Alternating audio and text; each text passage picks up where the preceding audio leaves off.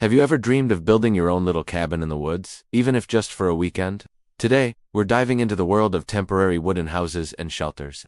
This isn't about building a mansion, but about creating a simple, sturdy, and cozy space with your own two hands. Whether you're a camping enthusiast, a survival prepper, or just someone who loves a good DIY project, this is for you. We cover everything from the basic principles to the essential tools and materials you need to get started. It's more achievable than you think, and the satisfaction you'll feel is absolutely unmatched. First, let's talk about the foundation. For a temporary structure, you don't need a deep concrete foundation. A simple skid foundation, made from 2 or more large wooden beams or logs, is often perfect. This allows your shelter to sit just above the ground, protecting it from moisture and pests.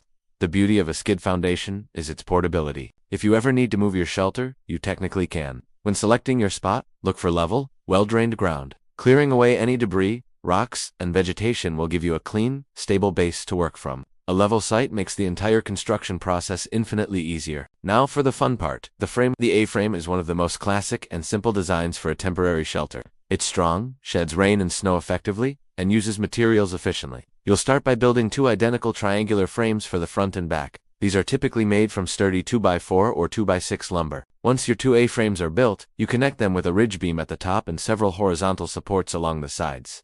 This creates the skeleton of your shelter. Precision is key here. Make sure your cuts are straight and your angles are correct. A speed square will be your best friend during this stage. With the frame up, it's time to think about walls and roofing. For a temporary wooden house, plywood or oriented strand board, also known as OSB, are excellent choices. They are relatively inexpensive, easy to work with, and provide good protection from the elements. You'll cut the panels to size and nail or screw them directly onto your frame. To make it truly weatherproof, you want to add a layer of house wrap or tar paper over the sheathing before you put on your final roofing material. This could be anything from simple tarp to metal roofing panels or shingles, depending on your budget and how long you intend for the shelter to stand. Don't forget to plan for a door and maybe a small window for ventilation and light. Finally, the finishing touches. This is where your temporary shelter starts to feel like a real home. Inside, you can add simple shelving for storage or a small sleeping platform to get your bed off the floor. Sealing any gaps with caulk will help keep insects and drafts out. On the outside, a coat of paint or wood stain not only makes your shelter look great, but also adds an extra layer of protection against sun and rain.